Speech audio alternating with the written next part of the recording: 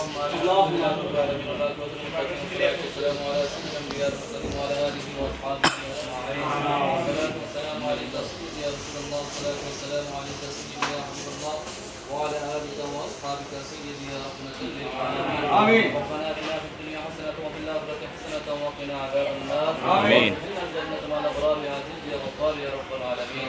اللهم صل على سيدنا محمد صلاة دائمة مقبولة، صلاة تؤدي بها عنا حقه العظيم.